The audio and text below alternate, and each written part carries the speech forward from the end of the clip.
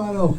Ó, 6h21 hoje com a gente, doutor Dilo Neto, comentarista que tem visão de jogo. Alô, doutor Dilo Neto, boa noite. Boa noite, doutor. Pena que depois de uma eliminação precoce, né, doutor? Boa noite. Boa noite, Marcelo. Boa noite, Marão. Boa noite, ouvinte aí ligado no Show do Esporte. Sempre um prazer estar presente aqui nessa bancada. Pois é, cara, eu fiquei com uma sensação ruim, né? Aquela sensação de fim de Copa, de eliminação, né? Aquela sensação que nós temos, nós que acompanhamos a seleção há tantos anos, né? E que já passamos por isso outras vezes e por alegrias também. Mas a gente sempre fica com essa expectativa, por mais que a gente soubesse, né, dos problemas da seleção e que a gente mesmo no fundo sabia que essa seleção não iria chegar tão longe, mas a gente sempre fica esperançoso, né? A camisa amarela, as 5 estrelas ali sempre geram essa expectativa, esse sonho, né? Só que camisa e história não entra em campo, cara. É passado, sabe? E assim, eu fiquei pensando depois da eliminação, fiquei vendo a entrevista do Haaland, e ele falou, pediram para ele falar uma mensagem, né, para o Brasil. Ele foi muito simpático, falou palavras bonitas e falou que muito feliz por ter vencido o Brasil, já que o Brasil é o país do futebol. E eu fiquei pensando isso, cara, será que de fato o Brasil é o país do futebol nesse momento? Será que realmente nós somos o país do futebol? Cara, me chamou a atenção outro dia, eu estava lá na Barra, no Rio de Janeiro, e aí um domingo, assim, fui andar de bicicleta.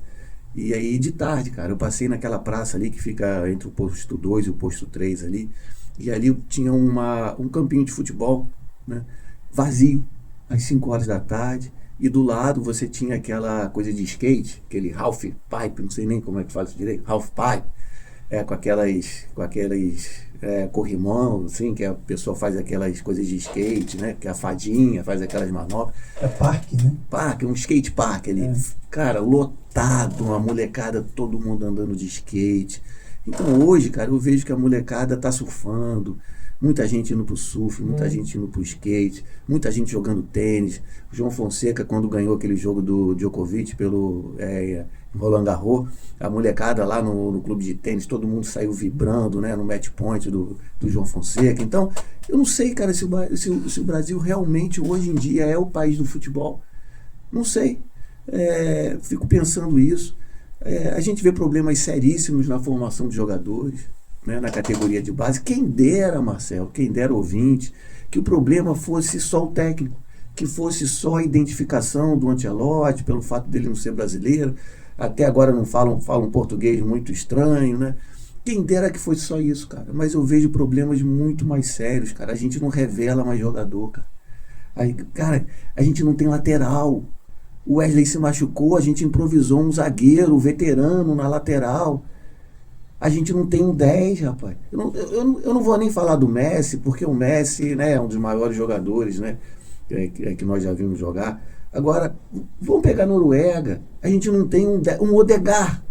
A gente não tem um camisa 10.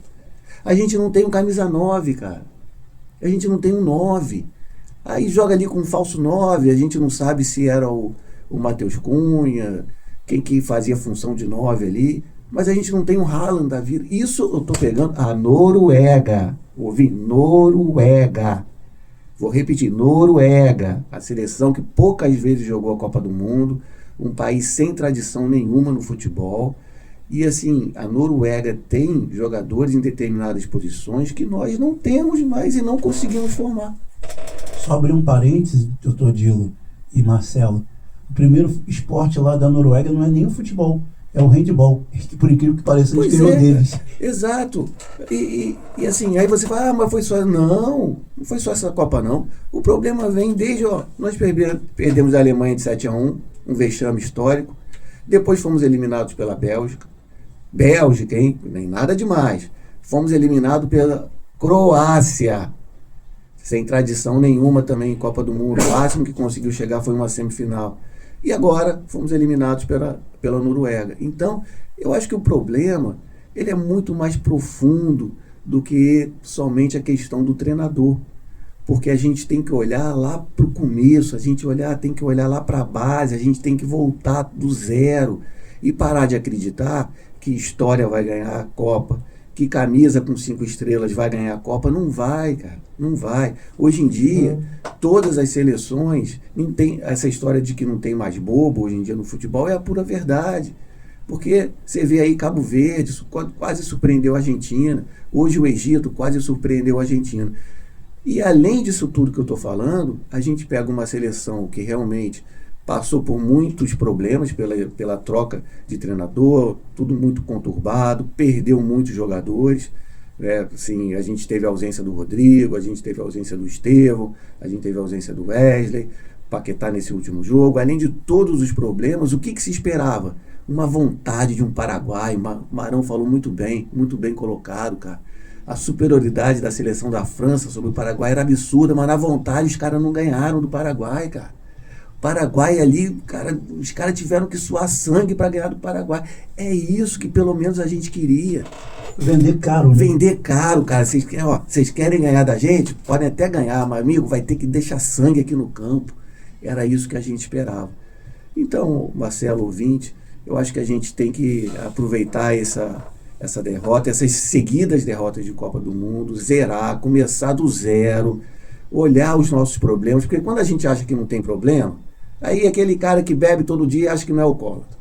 A gente tem que olhar os nossos problemas, olhar desde lá de baixo, categoria de base, o que a gente está fazendo errado.